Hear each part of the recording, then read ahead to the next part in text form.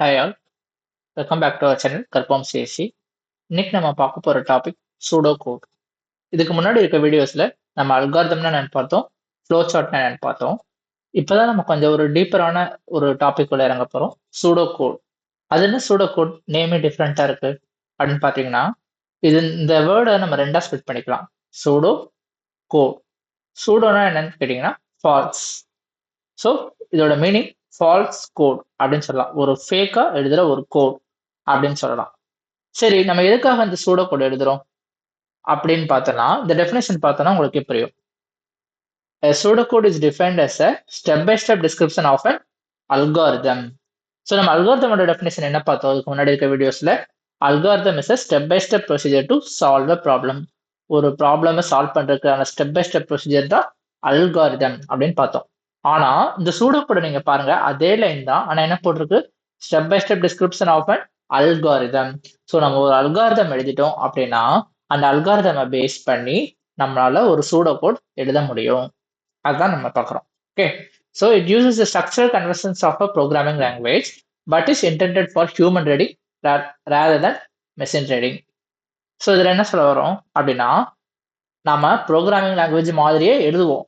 Programming லாங்குவேஜில் இருக்க structural conversions எல்லாமே யூஸ் பண்ணுவோம், சின்டெக்ஸ் எல்லாமே ஆல்மோஸ்ட் அதை மாதிரி எழுதுவோம்.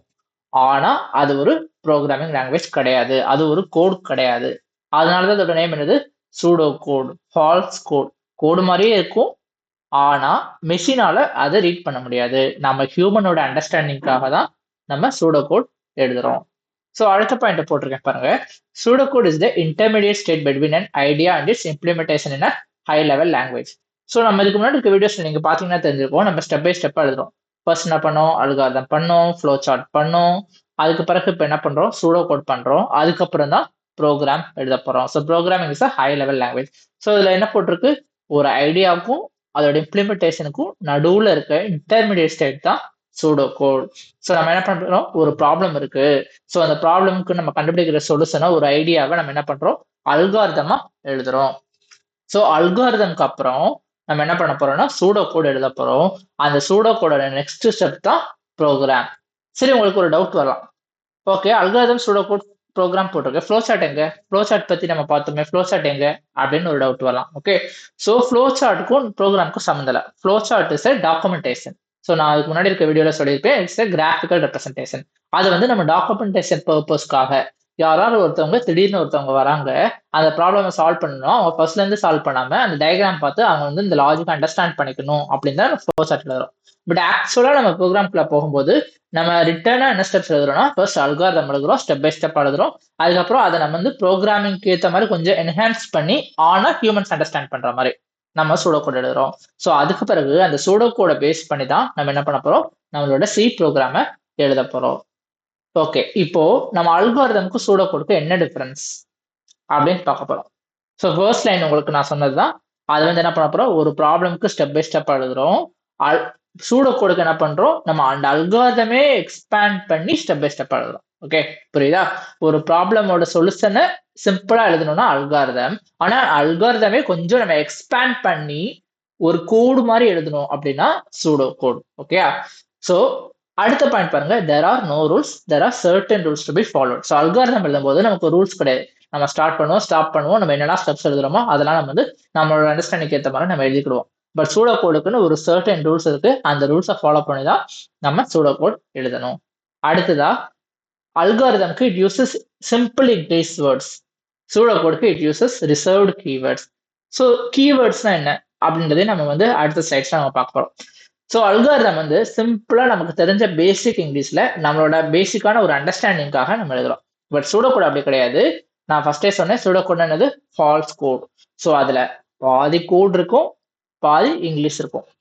ஸோ நம்ம கோட்ல யூஸ் பண்ற கீவேர்ட்ஸ் எல்லாமே யூஸ் பண்ணுவோம், பட் வந்து அதை பார்த்தா நம்ம அண்டர்ஸ்டாண்ட் பண்ற மாதிரி இருக்கணும் அப்படின்றது தான் டிஃபரன்ஸ். ஓகே, ஸோ அடுத்த பாயிண்ட் என்னது, algorithm is focused on solving a problem, pseudo code is focused on how to implement a solution. So இந்த பாயிண்ட் உங்களுக்கு நல்லாவே புரியும்னு நினைக்கிறேன். ஸோ அல்காரிதம் எதுக்காக எழுதுறோம், ஒரு ப்ராப்ளம் இருக்கு, அந்த ப்ராப்ளமோட சொல்யூஷனை நம்ம என்ன பண்றோம், ஸ்டெப் பை ஸ்டெப்பா எழுதுறோம். கரெக்டா? அதுதான் நம்ம ஃபர்ஸ்ட் பாயிண்ட்லேயே பார்த்தோம். ஃபோர்த் பாயிண்ட் என்ன போட்டிருக்கோம், அது எந்த ஃபோக்கஸ் பண்ணுறது போட்டிருக்கோம். ஆனா சூடோ கோட் என்ன பண்றோம், நமக்கு ஆல்ரெடி ப்ராப்ளம்க்கு இதான் சொல்யூஷன் அல்காரிதம்க்கு தெரியும். பட் அந்த சொல்யூஷன் நம்ம எப்படி ப்ரோக்ராமா இம்ப்ளிமெண்ட் பண்ண போறோம்.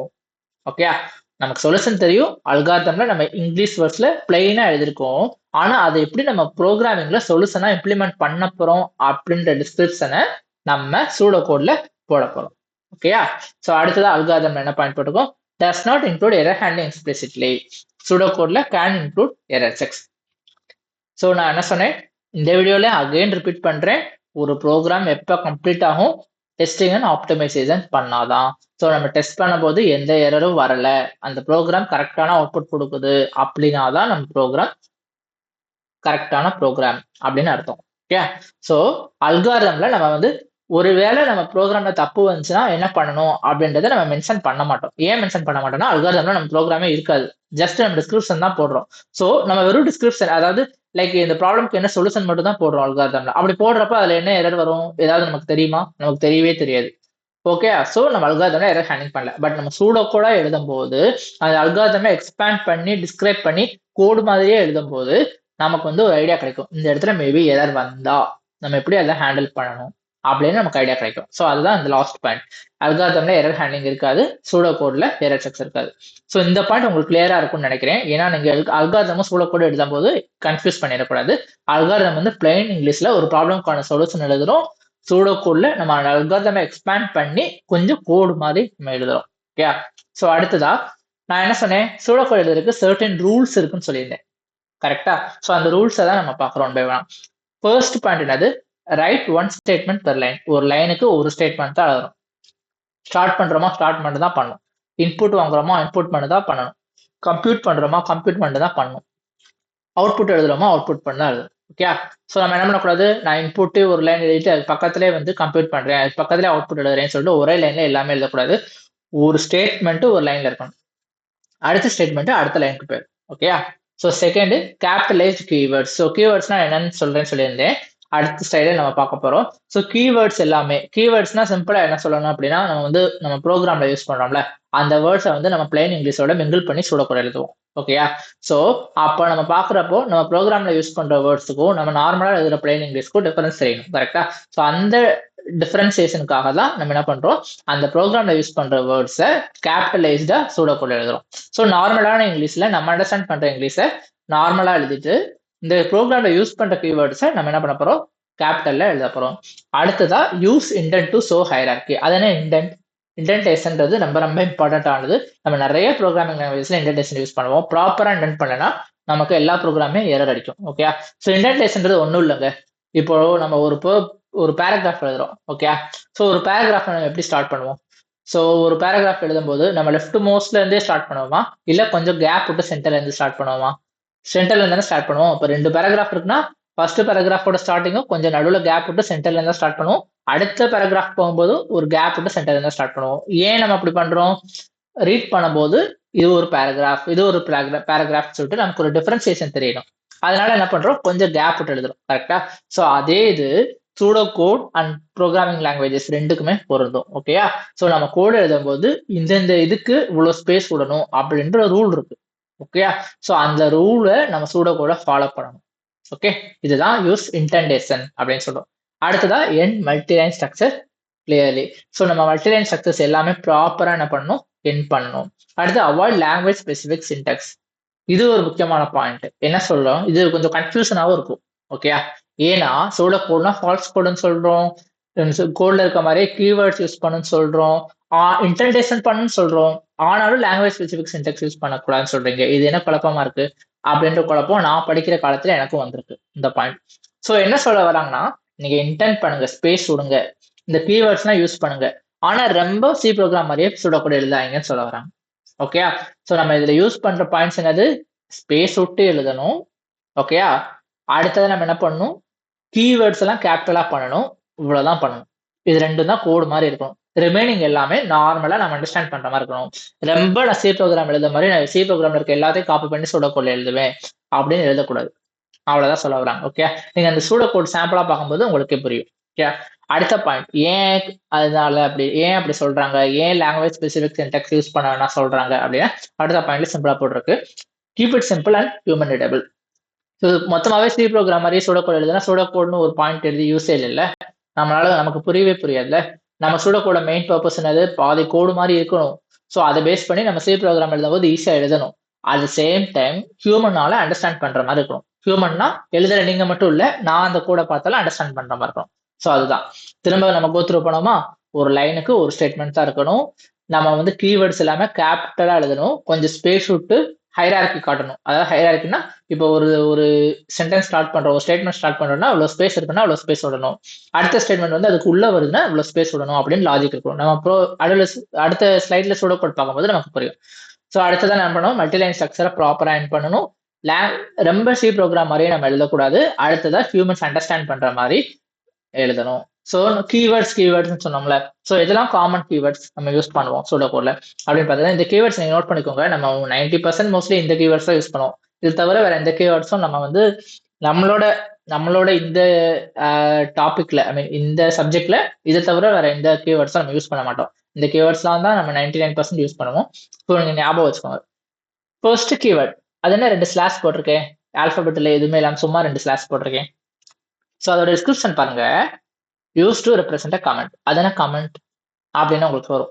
என்ன அப்படின்னா, இப்போ நம்ம ஒரு இது ப்ரோக்ராம்க்கும் யூஸ் ஆகும், சூடோ கோடுக்கும் யூஸ் ஆகும். இப்போ நம்ம ஒரு சூடோ கோட் எழுதுறோம். ஓகேயா, நான் வந்து பிகின் ஸ்டார்ட் பண்ணி நடுவில் ஏதோ இன்புட்டை கெட் பண்ணுங்க, அதை பண்ணுங்க, இது பண்ணுங்கன்னு எவ்வளோ எழுதிட்டு என் பண்ணிட்டேன். ஓகே, நான் ரொம்ப எப்படி சொல்ல, எனக்கு தெரிஞ்ச அளவுக்கு இங்கிலீஷ்ல எழுதியிருக்கேன். பட் நிறைய கீவேர்ட்ஸ்லாம் யூஸ் பண்ணி எழுதியிருக்கேன். இப்போ வந்து புதுசா வேற யாரோ என் ஃப்ரெண்டு வராங்க, அவங்களுக்கு வந்து சூடோ கோட்னா என்னன்னே தெரியாது, ப்ரோக்ராமிங்னா என்னன்னே தெரியாது, வந்து பாக்குறாங்க. என்னமோ பிகின் எண்டுன்னு இருக்கு, பாக்குறப்ப என்ன பண்ணுவாங்க, ஒரு ப்ரோக்ராமிங் லாங்குவேஜ் மாதிரியே இருக்கும், அதுல என்ன இருக்குன்னே புரியாது. நான் எந்த லைன்ல நான் என்ன பண்றேன்னு அவங்களுக்கு புரியாது. அப்படி இருக்கும்போது அதை பார்க்கும்போது அவங்களுக்கு புரியும்னா நான் என்ன பண்ணுவேன். ஸோ அதுக்காக தான் இந்த கமெண்ட். நான் என்ன பண்ணுவேன், என்னோட சூடோ கோடுக்கு பக்கத்துல 2 ஸ்லாஷ் போட்டுட்டு நான் அந்த லைன்ல என்ன ப்ராசஸ் பண்ணிருக்கேன், அந்த லைன்ல நான் என்ன பண்ணிட்டு இருக்கேன் அப்படின்றத சிம்பிள் இங்கிலீஷ்ல நான் நார்மலா எழுதுவேன். ஐ ஆம் டூயிங் திஸ் அப்படின்னு எழுதுவேன். அப்போ இந்த டபுள் ஸ்லாஷ் போட்டுக்கல, இந்த கமெண்ட்டுக்குள்ள நம்ம எழுதுற எதுவுமே எக்ஸிக்யூட் ஆகாது. எதுவுமே வந்து ப்ராப்பரான கோட் கிடையாது, just for human understanding. Okay, இதை நீங்க சி ப்ரோக்ராம் எழுதும் போதும் ஒரு விஷயத்த நீங்க கமெண்ட் பண்ணி கமெண்ட் குள்ள எழுதுனீங்கன்னா, நீங்க அந்த ப்ரோக்ராமை ரன் பண்ணும்போது கம்ப்யூட்டர் வந்து அது ரீட் பண்ணாது. ஓகே, ஏன்னா அதுக்கு தெரியும் இது கமெண்ட் குள்ள இருக்கு, இதை வந்து ஹியூமன்ஸ் தான் ரீட் பண்ணுவாங்க, நமக்கு இது தேவையில்லை அப்படின்னு சொல்லிட்டு கம்ப்யூட்டருக்கு தெரியும். ஓகே, ஸோ ஒரு ப்ரோக்ராமையோ ஒரு சூடோ கோடையோ வந்து வேற ஒருத்தவங்க ரீட் பண்ணும்போது அவங்க அதை அண்டர்ஸ்டாண்ட் பண்ணிக்கணும், அவங்களுக்கு எந்த டவுட்டும் வரக்கூடாது, எந்த கன்ஃபியூஷனும் வரக்கூடாது அப்படின்றதுக்காக தான் நம்ம என்ன பண்றோம், இந்த கமெண்ட் அப்படின்ற கீவேர்டை நம்ம யூஸ் பண்றோம். அதுக்கு இந்த சிம்பிள் தான் இந்த ஸ்லாஷ், இந்த ஸ்லாஷ். ஓகே, அடுத்த கீவேர்டு என்னது, பிகின் கமா எண்ட். ஸோ நம்ம அல்காரிதம்ல பார்த்துருப்போம், ஃப்ளோ சார்ட்லையும் பார்த்துருப்போம். என்ன பண்றோம், ஒரு ஃப்ளோ போயிட்டு இருக்கும்போது இல்லை ஒரு அல்காரிதம் ஸ்டார்ட் ஆகும்போது ஃபர்ஸ்ட் என்ன பண்றோம், ஸ்டார்ட்னு போடுறோம், லாஸ்ட்ல வந்து என்ன பண்றோம், முடிக்குதுன்றதுக்கு எண்டுன்னு போடுறோம். கரெக்டா? ஸோ அதே மாதிரி நம்ம சூடோ கோட்ல என்ன பண்ணுவோம், ஒரு ஸ்டேட்மெண்ட் ஸ்டார்ட் ஆக போகுதுன்னா, அதாவது ஒரு கோட் ஸ்டார்ட் ஆக போகுது, சூடோ கோட் ஸ்டார்ட் ஆக போகுதுன்னா ஃபர்ஸ்ட் ஸ்டேட்மெண்ட்ல பிகின்னு போட்டு தான் எப்பயுமே நம்ம சூடோ கோட் ஸ்டார்ட் ஆகணும், டிஃபால்ட் சின்டாக்ஸ். ஓகே, பிகின் போட்டு தான் ஸ்டார்ட் ஆகணும், லாஸ்ட்ல வந்து எண்டு போட்டு தான் நம்மளோட சூடோ கோட் முடியணும். ஓகே, ஸோ அடுத்தது என்ன பண்ணுவோம், இன்புட் கெட் பண்ணுவோம். கரெக்டா? ஸோ இன்புட் கெட் பண்றதுக்கு நமக்கு 3 கீவேர்ட்ஸ் இருக்கு. ஸோ என்ன பண்றோம், இன்புட்னு ஒன்று யூஸ் பண்ணலாம். இப்போ ஒரு ஏ வேல்யூ நான் கெட் பண்ண போறேன் அப்படின்னா இன்புட் ஏன்னு போடலாம், இல்லைன்னா கெட் ஏன்னு போடலாம், இல்லைன்னா ரீட் ஏன்னு போடலாம். மூணுமே ஒரே மீனிங் தான். கரெக்டா? இன்புட்னா வாங்குறது, கெட்னாலும் வாங்குறது, ரீட்னா ஒரு விஷயத்தை ரீட் பண்றது. ஓகே, ஸோ இன்புட் வாங்குறதுக்கு இந்த 3 கீவேர்டு யூஸ் பண்ணுவோம். அடுத்தது நம்ம இன்புட் வாங்கின பிறகு ஜென்ரலா என்ன பண்ணுவோம், கம்ப்யூட்டேஷன் பண்ணுவோம், கால்குலேட் பண்ணுவோம். ஸோ அப்படி இருக்கப்ப என்ன பண்ணலாம், நம்ம compute C equal to A plus B, இல்லைன்னா calculate C equal to A plus B, அந்த மாதிரி நம்ம போட்டுக்கலாம். ஸோ நம்ம ஒரு ப்ராசஸ் பண்றோம், இன்புட் கெட் பண்ணிட்டு நம்ம அந்த இன்புட்டை ப்ராசஸ் பண்றோம்னா இந்த கம்ப்யூட்டர் கால்குலேட் கீவேர்ட்ஸை நம்ம யூஸ் பண்ணிக்கலாம். ஸோ அடுத்ததானே இருக்கு use for addition and subtraction. So நம்ம ஒரு விஷயத்தை ஆட் பண்றோம், சப்ட்ராக்ட் பண்றோம். இப்போ ஏ பிளஸ் பின்னு போடுறதுக்கு C equal to compute C equal to A plus பின்னு போடுறதுக்கு என்ன பண்ணலாம், ஆட் ஏ அண்ட் பி அப்படி போடலாமா, சப்ட்ராக்ட் ஏ அண்ட் பி அப்படி போடலாமா. ஸோ இந்த மாதிரி மல்டிப்ளை டிவைட் அந்த மாதிரியும் நம்ம யூஸ் பண்ணிக்கலாம். Okay, so addition and subtraction இந்த மாதிரி வந்து அரித்மெட்டிக் ஆப்ரேஷன்ஸ் இந்த மாதிரி வரப்போ நம்ம என்ன பண்ணிக்கலாம், ஆட், சப்ட்ராக்ட், மல்டிப்ளை, டிவைட் இந்த மாதிரி கீவேர்ட்ஸ் எல்லாம் நம்ம யூஸ் பண்ணிக்கலாம். அடுத்ததா நம்ம ஒரு இதை ப்ராசஸ் பண்ணிட்டோம் அப்படின்னா நம்ம என்ன பண்ணுவோம், அதை அவுட்புட்டா கொடுப்போம். கரெக்டா? ஸோ அவுட்புட்டா கொடுக்குறப்ப என்ன பண்ணிக்கலாம், அவுட்புட் யூஸ் பண்ணிக்கலாம். மேல இருக்கிறத பார்த்தாலே உங்களுக்கு தெரியும். இன்புட்னா என்ன பண்ணுவோம், அதுக்கு ஆப்போசிட் அவுட்புட். ஸோ அவுட்புட்டை யூஸ் பண்ணிக்கலாம். இல்லைன்னா பிரிண்ட், நம்ம பிரிண்ட் பண்றோம் அப்படின்னா பிரிண்ட் அப்படின்னு போட்டுக்கலாம். இல்லைன்னா டிஸ்பிளே அப்படின்னு போட்டுக்கலாம். மூணுமே ஒரே மீனிங் தான். கரெக்டா? நம்ம ப்ராசஸ் பண்ண பிறகு அது திரும்ப வெளியே கொண்டு வரப்ப அது அவுட்புட்டா வருது. ஸோ அவுட்புட் யூஸ் பண்ணா, இல்லை நம்ம பிரிண்ட் பண்ணி காட்ட போறோம், டிஸ்பிளே பண்ண போறோம். ஸோ அப்படின்றதுக்கு பிரிண்ட் ஆர் டிஸ்பிளே அதை நம்ம யூஸ் பண்ணிக்கலாம். ஓகே, அடுத்தது பாருங்க, யூஸ் டு மேக் டிசிஷன். நம்ம ஃப்ளோ சார்ட் வீடியோல பார்த்தோம், ஞாபகம் இருக்கா? ஒரு டிசிஷன் பாக்ஸ் வந்து என்ன பண்றோம், பாசிபிலிட்டி எஸ்னா இந்த சைடு போகும், நோனா அந்த சைடு போகும் அப்படின்னு பாத்தீங்களா? ஸோ நம்ம வந்து அதை கோடு எழுதும் போது இஃப், எல்ஸ் இந்த மாதிரி விஷயங்கள்லாம் நம்ம யூஸ் பண்ணுவோம். ஓகேயா? ஸோ சூடோகோட்லயே நம்ம அதை யூஸ் பண்றோம். ஓகே, ஒரு டிசிஷன் எடுக்கிறோம் அப்படின்னா இஃப். எல்ஸ் எதுக்கு யூஸ் பண்றோம், அந்த இஃப் கண்டிஷன் சாட்டிஸ்ஃபை ஆகலைன்னா எல்ஸ் யூஸ் பண்றோம். எண்டிஃப்னா என்ன, அந்த இஃப் கண்டிஷன் எல்ஸ் கண்டிஷன் எல்லாமே முடிஞ்சிருச்சுன்னா டோட்டலா நம்ம அதை க்ளோஸ் பண்றதுக்கு எண்டிஃப் அப்படின்னு யூஸ் பண்ணுவோம். ஓகேயா? So decision மேக்கிங்க்கு if, else, endif இந்த 3 கீவேர்ட்ஸை நம்ம ஜென்ரலா யூஸ் பண்றோம். ஓகே, அடுத்து யூஸ் ஃபார் ஐட்ரேட்டிவ் ஸ்டேட்மெண்ட்ஸ். இதுக்கு என்ன யூஸ் பண்றோம், while, end while, for, end for. இந்த லாஸ்ட் ரெண்டுமே வந்து நம்ம செகண்ட் யூனிட்ல பார்ப்போம்னு நினைக்கிறேன். செகண்ட் யூனிட்ல ரொம்பவே நம்ம டீட்டெயிலாக பார்க்க போறோம். ஏன்னா கம்மியான டாபிக் தான் இருக்கு, பட் முழுக்க இதை பேஸ் பண்ணி தான் அவங்க கொடுத்துருக்காங்க. ஸோ இதை பத்தி நம்ம நிறைய வீடியோஸ்ல நம்ம என்ன பண்ண போறோம், டீட்டெயிலாக நம்ம பார்க்க போறோம் செகண்ட் யூனிட்ல. ஸோ இப்போ வந்து நீங்க பேசிக்கா மட்டும் நான் சொல்றேன். இப்போ வந்து டிசிஷன் மேக்கிங், வைல், ஃபார் அப்படின்னா வந்து ஐட்ரேட்டிவ் ஸ்டேட்மெண்ட்ஸ். ஐட்ரேஷன்னா ஒன்றும் இல்லை, ரிப்பீட்டிஷன் சொல்லுவாங்க. அதாவது ரிப்பீட் பண்ணிட்டே இருக்கும். அதாவது இப்போ எனக்கு வந்து 1ல இருந்து 10 வரைக்கும் ஆட் பண்ணும் அப்படின்னு ப்ராப்ளம் இருக்கு வச்சுக்கோங்க. நான் வந்து இன்புட்ல போய் என்ன பண்ணுவேன், 1 2 3 4 5 6ன்னு 10 வேலையை கொடுக்க முடியுமா, கொடுக்க முடியாதுல்ல. அதாவது 1ல இருந்து 10 வரைக்கும் ஆட் பண்ணும். அதாவது எப்படி சொல்றேன்னா 1 + 2, அடுத்து என்ன பண்ணும், அது ரெண்டே ஆட் பண்ணிட்டு 3யோட, அது ரெண்டே ஆட் பண்ணிட்டு 4ஓட அப்படி சொல்றேன். ஸோ அப்படின்னா நீங்க என்ன பண்ணுங்க, இன்புட்ல வந்து ஏபிசின்னு சொல்லிட்டு ஒரு 10 வேலையை கொடுத்து நான் வந்து 1ல இருந்து 10 வரைக்கும் கொடுக்க முடியுமா? ஸோ குடுத்தா அது வந்து ஒரு நல்ல ப்ரோக்ராம் கிடையாது. கரெக்ட்டா? நான் வந்து 10 இன்புட் குடுத்து, என்னோட நான் என்ன பண்றேன், அடுத்து வந்து ஆட் இல்லன்னா கம்ப்யூட்டர்ல போட்டு எனக்கு வந்து ஏலேருந்து எவ்வளவு ஜே வரைக்கும் எனக்கு வந்து 1லேருந்து 10 வரைக்கும் எல்லா நம்பரையும் ஆட் பண்ணி அவுட்புட் குடு அப்படின்னு குடுக்குறது ஒரு நல்ல ப்ரோக்ராமிங் கிடையாது.